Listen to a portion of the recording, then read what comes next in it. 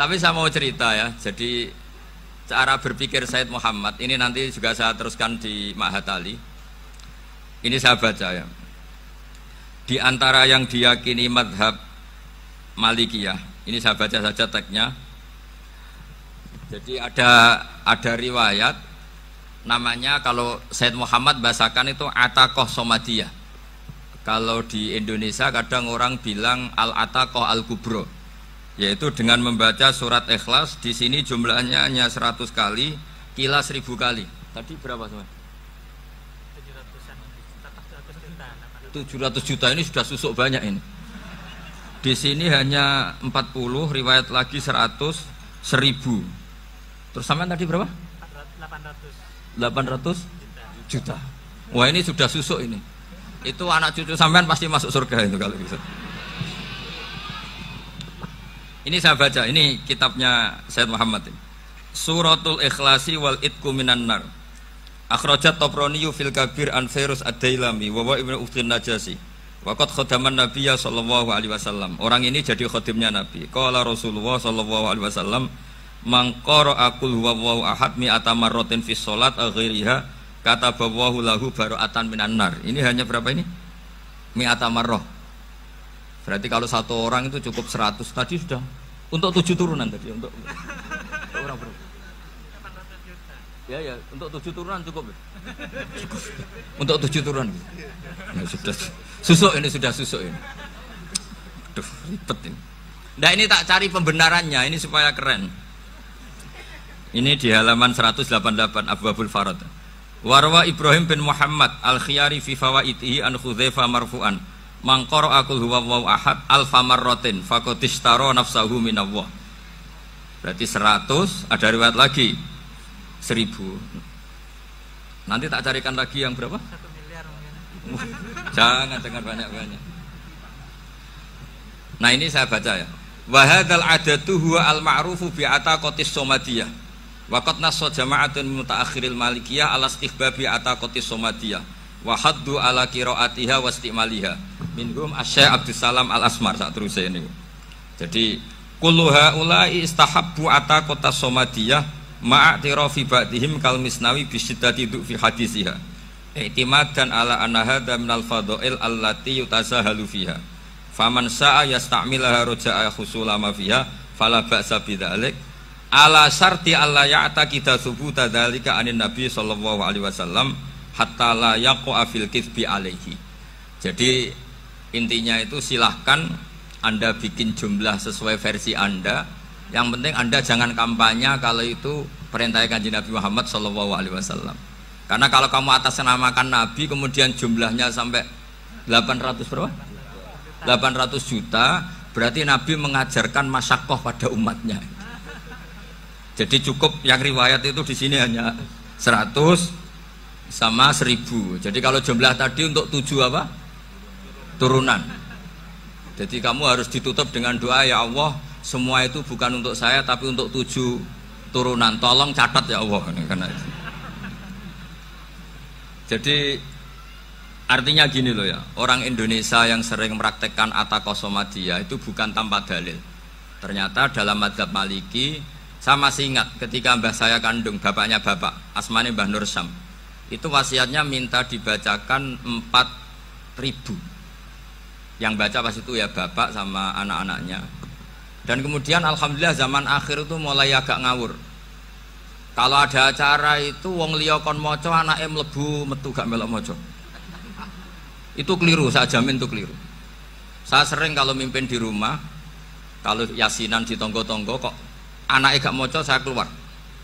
Bapakmu wong liya kon maca, kata saya gitu. Jadi itu menurut saya itu yang jelas. Saya sampai ngisi begini, yang ada riwayatnya itu idza mata ibnu adam min qata amaluhu ila min salasin shadaqatin jariyah au ilmin yuntafa'u bi awaladin sholihin yatullah. Itu tidak ada di hadis au kiyayin sholihin yatullah, kata. Yang ada itu awaladin apa? Sholihin. Jadi anaknya harus ikut, kalau tidak ada usah, kata. Akhirnya anaknya udah tinggi Gus nggih. Akhirnya tak kei jagung paling akeh, kula mendet sithik. Wong aku ora anake kok. Kadang-kadang enggak, orang lain baca buahnya, anaknya mau mlebu metu mau enggak no tamu mbek rokokan. Itu harus ditobatkan itu. Keliru itu. Karena nasnya bukan au kiyayin sholihin tapi au waladin sholihin. Ini bukan provokator, ini memang iya seperti itu. Nah, terus tentang tadi la ilaha illallah yang didawuhkan Gus Azaim. La ilaha illallah itu penting sekali, cuma saya mohon itu dielmoni lah. Jadi dulu kalimat ini menjadi spesial karena dielmoni, karena dimulai dari fa'lam annahu la ilaha illallah. Terusannya ayat tuh wastaghfir li dzambika walil mu'minina wal mu'minat. Saya ulang lagi ya. Terusannya ayat tuh wastaghfir li dzambika walil mu'minina wal mu'minat. Makanya menurut mazhab Sadili, kamu disuruh baca la ilaha illallah dulu, jangan istighfar dulu. Saya ulang lagi ya. Dalam mazhab Sadiliyah itu la ilaha illallah dulu, nggak boleh istighfar dulu. Alasannya masuk akal. Orang yang kafir 70 tahun itu sekali baca la ilaha illallah itu langsung yughfar lahum ma qad salaf. Sehingga la ilaha illallah sendiri sudah punya kekuatan supaya dosa kita diampuni. Qul lil ladzina kafaru iyantahu yughfar lahum ma qad salaf. Cara menghentikan kekafiran gimana? Dia melafadzkan la ilaha illallah. Ini kalimat yang begitu saktinya sampai orang yang kafir puluhan tahun itu dosanya semuanya terhapus hanya karena melafadzkan la ilaha illallah. Nah, makanya kata Abdul Hasan Asyadili, wastaghfir li dzambika ay bihadil kalimah. Seseorang sah di istighfar itu kalau melafadzkan la ilaha illallah. Misalnya ada orang kafir mati kafir, sah enggak anak cucunya mengistighfari dia? Tidak sah karena belum melafadzkan la ilaha illallah. Makanya kata Abdul Hasan Asyadili, wastaghfir li dzambika ay bihadil kalimah. Sehingga lafadz ini spesial betul. Tapi kadang-kadang beberapa mursyid cara berpikir lain. Ini kalimat thayyibah harus dibaca orang suci, sehingga mendahulukan apa? Istighfar. Untuk supaya pas ngelafatkan kalimat thayyibah sudah dalam keadaan apa? Suci. Itu juga masuk akal. Tapi secara meyakinkan saya sendiri lebih mengikuti manhajnya Abil Hasan Asyadili karena alasannya tadi, yang kafir puluhan tahun saja langsung luntur dosanya karena melafatkan la ilaha illallah. Artinya la ilaha illallah sendiri sudah bagian dari istighfar. Nah, ya tadi buktinya fa'lam annahu la ilaha illallah terus wastaghfir li dzambika walil mu'minina. Jadi orang sah diistighfari itu setelah dipastikan sah tauhidnya. Jadi setelah tauhidnya sah yaitu la ilaha illallah baru sah apa? Diistighfari. Sehingga orang kafir, saya ulang lagi, orang kafir yang mati kafir anak cucunya tidak boleh apa? Tidak boleh menistighfar. Terus saran saya kedua, la ilaha illallah itu filosofinya itu nafyun li uluhiyati ghairillah wa isbatun li uluhiyatillah wahdah. Filosofi la ilaha illallah itu gimana? Menafikan semua selain Allah itu tidak Tuhan dan hanya menuhankan Allah semata. Nah, itu caranya gimana? Caranya kita harus terbiasa ini, karena tadi saya dibilangin panitia ini rata-rata mustameknya atau mustamiatnya ini santri. Caranya gimana? Dilatih pakai logika. Saya berkali-kali cerita kalau ngaji, saya sekaligus kampanye. Allah itu Tuhan yang begitu fair. Untuk menjadi Tuhan Allah mempersilahkan, ada kualifikasi Tuhan. Jadi boleh dikompetisikan, itu boleh kata Allah. Gak apa-apa kamu ngaku Tuhan gitu kata Allah. Tapi nak ngaku pangeran itu paling gak ya direputasi lah. Ada verifikasinya lah. Dimulai dari apa? Ya kalau jadi Tuhan itu setidaknya bikin langit bumi lah. Aturannya gitu. Jadi kalau daftar bupati ya daftarlah ke KPU. Masa tahu-tahu jadi apa? Tuhan kemudian tidak punya prestasi bikin langit bumi. Sehingga Allah itu cara ngendikan itu ya fair. Qul ara'aitum ma tad'una min dunillah aruni madza khalaqu minal ardi am lahum syirkun fis samawat. Coba yang kamu tuhankan selain saya, prestasinya apa? Ketika saya bikin bumi itu apa ikut bikin? Terus am lahum syirkun fis samawat. Kalau bikin langit, kalau nggak bisa ya urun lah gitu. Urun semen apa urun bego, pokoknya urun lah gitu. Urun ora, gawe bumi ora, ngerti-ngerti ngaku dadi pangeran. Kul hatu burhanakum. Jadi ya kan ya lucu kan, misalnya syarat kiai di Salafiyah kan keluarga Kiai As'ad, cucunya ngaji ngalim. Orang keluarga Kiai As'ad tuh aku kiai utama di Salafiyah. Oh mesti di penjara ya. Lah yo gak gawe langit bumi, gak ada prestasi terus ngaku sebagai apa? Tuhan. Sehingga fair. Makanya saya berkali-kali cerita. Jubair bin Mut'im itu punya anak namanya Muhammad. Ini sudah orang alim, Muhammad bin Jubair bin Mut'im. Itu cerita awala islami abihi. Mut'im itu orang pinter sekali. Saking pinternya dia jadi delegasinya orang Quraisy datang ke Rasulullah sebagai negosiator untuk membebaskan Asra Badrin, tawanan perang apa? Badar. Yang namanya disuruh itu pasti orang pinter. Tapi apa yang terjadi ketika nginep di masjid, karena zaman itu gak ada hotel, nanti jadi geger. Orang musyrik nginep di masjid hukumnya gimana? Bahsul masail tok. Zaman itu mau tidak mau. Kalau sekarang kan ada hotel, kiai juga punya wisma. Apa yang terjadi? Orang ini cerdas sekali. Dan delalah Nabi pas sholat maghrib itu baca wattur wa kitabim mastur sampai am khalaqus samawati wal ard. Ya kalau kamu jadi Tuhan ya setidaknya menciptakan langit bumi lah. Namanya jadi Tuhan ya ada persyaratan kan. Paling tidak punya reputasi menciptakan langit bumi. Atau kalau jadi Tuhan setidaknya reputasinya itu enggak diciptakan yang lain. Am khuliqu min ghairi syai'in. Ini jadi Tuhan kok punya bapak, punya ibu. Ini jadi Tuhan kok lahirnya di bumi, ada tanggal lahirnya, ada tahun. Masa jadi Tuhan kok dulu buminya semuanya walhasil tuh. Akhirnya Nabi ketika salam sholat maghrib dia datang, ya Rasulullah, akalku habis oleh ayat yang barusan kau baca. Sudah saya Islam saja. Argumentasi selain Allah Tuhan itu batal. Itu, nah saya mohon santri-santri salafiyah itu baca Quran sampai seperti itu. Jadi jangan hanya khataman banyak-banyakan maksudnya. Ini bukan nyindir ini, ngamuk ini.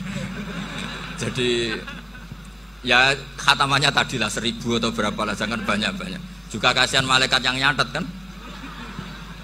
Wong baru subhanallah alhamdulillah aja di teks hadisnya abad al malaikah kan ditete. Itu baru subhanallah alhamdulillah itu sudah mencapaikan malaikat.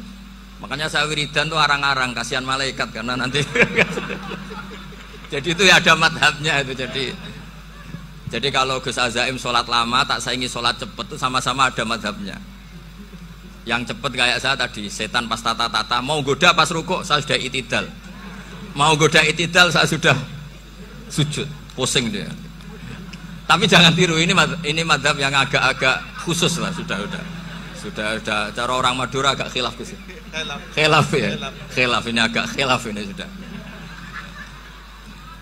Tapi saya ingin lah, sampean kalau ngaji Quran itu dilatih berlogika. Jadi Allah itu fair. Gak apa-apa kalian ngaku Tuhan tuh gak apa-apa, tapi tunjukkan prestasi kamu apa. Aruni madza khalaqu minal ardi am lahum syirkun fis samawati. Am khalaqus samawati wal ard. Diulang lagi, am khuliqu min ghairi syai'in. Setidaknya kalau jadi Tuhan itu ya gak butuh yang lain lah. Masa jadi Tuhan kok wujudnya saja butuh orang lain, butuh bumi, eksistensinya butuh makan, butuh minum. Makanya Allah cara meniadakan uluhiyah selainnya itu Allah itu redaksinya itu mengena sekali. Yaitu tadi dengan cara-cara seperti itu. Sebagian ayat disebutkan ma asyattuhum khalqas samawati wal ardi wala khalqa anfusihim. Wong Tuhan kok nggak punya reputasi bikin langit, bikin bumi, bahkan untuk menciptakan dirinya sendiri saja nggak bisa. Ya sudahlah, kamu nggak usah ngaku Tuhan, nggak level kata-kata gitu. Akhirnya terus ditemukan Tuhan yang sejati, yaitu wal awwalu wal akhiru wal zahiru wal batin. Itu yang Mut'im ini tadi termasuk orang yang sangat cerdas sekali. Padahal itu bacanya bukan pas basul masail, enggak. Nabi pas sholat maghrib. Juga bukan pas ceramah, enggak. Tapi itu didengarkan. Makanya termasuk ini spesial untuk hormat saya kepada Ki As'ad. Makanya saya ini kalau mentasjik santri-santri ini agak sensitif, tapi sudah saya tidak perlu takut fitnah. Saya termasuk kenapa saya ingin jadi ahli tafsir, tentu yang membentuk itu Mbah Maimun dan bapak saya. Bapak saya itu hafal Quran kayak hafal Fatihah, saking senengnya Quran. Mungkin bisa kamu saingi itu. Itu adalah orang kafir itu bisa paham Quran. Itu sangat menyinggung saya. Orang kafir itu bisa paham Quran. Ketika Umar Islam itu karena mendengar apa coba? Mendengar apa? Quran. Dan itu masih kafir apa sudah Islam? Masih kafir karena kalimat-kalimat yang di Quran itu begitu jelas wal kitabil mubin sehingga didengarkan orang kafir pun tuh ngefek. Makanya ketika Umar datang ke saudari putrinya kemudian dengar Toha ma anzalna alaikal Quran apa? Litasqa itu dia terus iman. Begitu juga Mut'im. Itu ketika dengar Nabi baca surat At-Tur ya langsung iman. Makanya kata Ibnu Jarir At-Tabari, kamu jangan pernah bilang gini, syaratnya paham Quran itu harus alim, harus gini. Lah nanti berarti orang kafir punya alasan di depan Allah, ya Allah, engkau ngandani kami dengan Quran yang nggak bisa difahami kecuali alim dulu. Lah saya alim gimana? Nggak pernah mondok. Mondok gimana? Saya kafir. Jadi artinya gini loh, kata Ibnu Jarir At-Tabari, Allah tidak mungkin mengatakan gini, ifhamil Quran bima la fahmalaka. Quran itu harus kamu fahami. Sementara orang kafir karena lafadznya Quran khusus nggak bisa memahami. Makanya Quran itu dibaca. Itu banyak orang kafir yang menjadi muslim karena mendengar apa? Al-Quran. Padahal kafir. Nah termasuk tadi Muhammad bin Jubair bin Mut'im ini itu menjadi Islam ya karena mendengar Quran. Padahal dia saat itu masih apa? Kafir. Karena tadi logika misalnya nggak paham secara lafadz Arab. Sekarang misalnya nyuwun sewu ada orang ateis. Saya pernah didatangi seorang ateis yang nggak percaya Tuhan. Saya mau Islam Pak Ba, asal Anda bisa menjelaskan Tuhan itu siapa. Coba Quran dibaca secara makna, tidak secara lafadz tapi secara makna. Begini misalnya, ada orang ateis datang ke saya, Pak Ba, saya mau Islam, asal Anda bisa menjelaskan Tuhan itu siapa. Terus saya tanya, ini ngajak goblok-goblokan apa pinter-pinteran kata saya. Terus dia jawab, ngajak pinter-pinteran Pak, saya ini doktor katanya. Maksudnya di akademiknya dia doktor, mungkin jurusan matematika atau apa, tapi di ketuhanannya jeblok.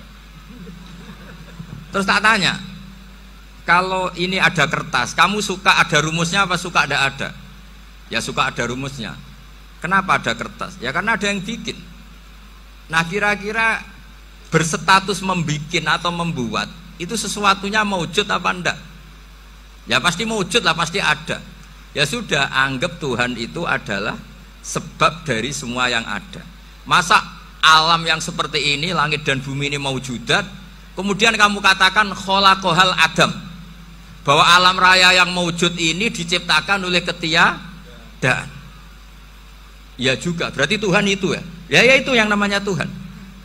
Lalu mulai dulu kiai-kiai ngomong gitu kan saya Islam katanya. Jadi kiai-kiai itu kadang-kadang kalau dakwah pokoknya KBU digawe Tuhan. Beda dengan dakwanya orang-orang mantek. Orang-orang mantek itu kan nggak pernah nyebut Allah. Ini alam khawadis, labuda min muhdis. Meskipun mereka, nah muhdis ini menurut Islam namanya Allah. Tapi sebetulnya kan nggak langsung bilang Allah. Jadi tak kasih tahu, alam raya ini maujud nggak? Ya maujud Pak. Bisa nggak sesuatu yang nggak ada menjadi faktor wujudnya yang ada? Ya tidak bisa, namanya nggak ada itu nggak bisa jadi faktor. Nah itu hebatnya ulama-ulama kita. Ketika mengenalkan Allah itu siapa? Zat yang wajibil wujud. Jadi kita ini kalah pinter be ulama-ulama dulu. Ya alhamdulillah kalahnya sama ulama dulu. Kalau kalah sama ulama sekarang isen Pak. Jadi ulama dulu sudah pinter. Pasti pertanyaan dasar manusia, hadil maujudat itu man khalaqaha, siapa yang menciptakan? Kalau kamu langsung jawab Allah atau Tuhan, mereka pasti tidak nerima. Ya jawab saja, hadil maujudat mesti khalaqaha maujudun. Nah berhubung maujud ini berstatus pencipta, harus super.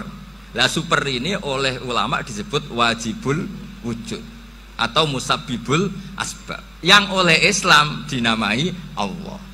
Tapi kita langsung ngomong Allah, mesti aja bingungkan kan bagi yang bingung maksudnya. Ya saya mohonlah kalimat-kalimat la ilaha illallah itu diamati lah, diresapi sampai seperti penjelasan saya ini, sehingga punya kualitas ilmu. Karena syaratnya memang fa'lam, harus punya kualitas apa? Ilmu. Ilmu itu apa? Ma'rifatus syai' ala ma huwa alaih. Mengenal sesuatu sesuai detail-detail sifatnya sesuatu itu. Misalnya kalau Allah sudah jadi Tuhan, ya harusnya qabla kulli syai'. Masa Tuhan sama yang dituhani wujudnya dulu yang dituhani? Ditemukanlah sifat awal atau qadim. Makanya benar Gus Azaim tadi, kalau sudah bertauhid harus hafal akidah berapa khamsin. Dimulai apa? Wujud. Kenapa harus dikatakan wujud? Karena alam raya ini kadung maujudat. Hadhil alam maujudun. Masa maujudun khalaqahul adam? Masa maujudat khalaqahul adam? Nah, itu yang disebut am khuliqu min ghairi syai'in am humul khaliqun. Jadi saya semohon-mohonnya, cobalah tradisi-tradisi lihat baru ayat ini dihidupkan lagi, sehingga kita baca Quran itu sekaligus menjadi orang yang sangat argumentatif. Karena Quran adalah qul falillahil hujjatul balighah. Dilatih. Jangan bosan dilatih. Makanya kalau saya baca ayat-ayat seperti itu, cek fair Allah itu. Fair betul. Enggak apa-apa saya punya pesaing kata Allah, tapi yang imbang dong. Pas aku gawe langit ya bantulah. Atau ada langit tandingan lah kira-kira gitu. Kalau saya bikin bumi ya ada bumi. Nah misalnya sekarang orang Cina bikin matahari, materinya dari mana coba? Dari yang sudah ada sekarang kan? Tetap saja agak ikut bikin kan? Tapi kalau Allah bikin langit bumi minal adam minal wujud. Kalau mereka paling rekayasa yang sudah wujud di otak-atik. Nah harus sampai seperti itu. Sampai kata Gus Azim kul hatu apa? Burhanakum tadi. Jadi ini cara-cara kita untuk menguatkan iman. Aruni madza khalaqu minal ardi am lahum syirkun fis samawati. Terus kata Allah, itu nih bi kitabim min qabli hadza au atharatin min ilmin. Kalau kamu nggak setuju teori ini, kata Allah, cari kitab suci versi Anda. Aturan jadi Tuhan itu apa coba? Ya tetap saja semua kitab suci akan mengatakan di mana-mana Tuhan itu pencipta langit dan bumi. Jangan yang lahir di bumi jadi Tuhan. Jangan Lata Uzza jadi Tuhan. Jangan karena sakti jadi Tuhan. Nah ini di sini pentingnya ilmu balaghah, ilmu mantek yang alhamdulillah di pondok-pondok kita masih diajari. Makanya kata mantek, sebetulnya ilmu akal hanya menemukan hadil maujudat khalaqaha maujudun. Nah yang maujud ini siapa? Ya wajibul wujud. Nah kemudian Islam menamai ini Allah Subhanahu wa ta'ala. Makanya ulama dulu itu kalau ngendikan Allah itu siapa? Zat sing wajibul wujud. Itu filosofinya luar biasa. Karena dengan seperti ini bisa menafikan teori ateisme bahwa alam raya ini diciptakan oleh ketiadaan. Makanya saya bilang tadi, ngajak goblok-goblokan apa pinter-pinteran gitu. Lah nek ngajak goblok-goblokan yang ngene, hadhil maujudat khalaqahal adam. Terus kita goblok bareng. Loh iya kan, barang maujud diciptakan yang tidak maujud. Wong ora wujud kok mempengaruhi sing wujud. Ya monggo nak goblok bareng kata. Akhirnya, gak lho Gus, saya ini dokter masa kamu ajak goblok? Ya sudah, pinter saja kata saya. Alhamdulillah karena debat kecil ini dia menjadi nyaman lagi dengan apa? Islam. Memang saya tentu gak bisa disalahkan doktoralnya karena di ilmu yang selain apa? Teologi gitu. Tapi kan polanya dia pasti pinter. Makanya ini sekaligus mengingatkan anak-anak lah. Kecakapan menjelaskan itu harus dilatih. Karena di antara kelebihannya Quran itu wal kitabil apa? Mubin, yaitu kitab yang punya kemampuan menjelaskan. Ini yang terakhir saya beri contoh. Terakhir ini penjelasan Quran. Dulu orang kafir itu cara berpikir itu begini, Muhammad, urusan kita ini banyak, problem kita banyak. Masa iya urusan yang banyak ini cukup dengan satu Tuhan? Kalau problem banyak ya Tuhannya harus banyak. Ada Tuhan pohon, Tuhan hujan. Ya kayak Cina itu ada Dewi Kuan Im keberuntungan, ada yang sial, yang pokoknya diurus yang banyak lah. Maka mereka bilang aja'alal alihata ilaha wahida inna hadza la syai'un ujab. Ini aneh, urusan banyak kok Tuhannya satu, ini aneh lah. Tapi Nabi secara sabar, dan yang diomongnya orang kafir. Tidak anak Mahatali, orang kafir. Jadi nanti kalau anak Mahatali gak paham Quran kebangetan, orang kafir saja paham. Akhirnya Nabi secara santai, secara rileks memberi penjelasan gini. Kalau Anda menjadi buruh, kalau orang Arab dulu bilang abdan. Kamu suka nggak punya majikan banyak, perintahnya beda-beda, semuanya memaksa kamu untuk nurut. sama punya majikan satu yang baik. Ya enggak suka lah Muhammad kalau majikan saya banyak semuanya berhak merintah saya, enggak enak. Majikannya satu saja. Terus kata Nabi, Tuhanmu itu majikan kamu. Kalau Tuhannya banyak kamu bingung, nanti perintahnya banyak. Akhirnya mereka paham. Dan itu segampang itu Allah memberi penjelasan. Daraba wa masalah rojulan fihi syuraka umutasyakisuna wa rojulan salamal lirojul hal yastawiyani masalah alhamdulillah. Langsung diberi analogi.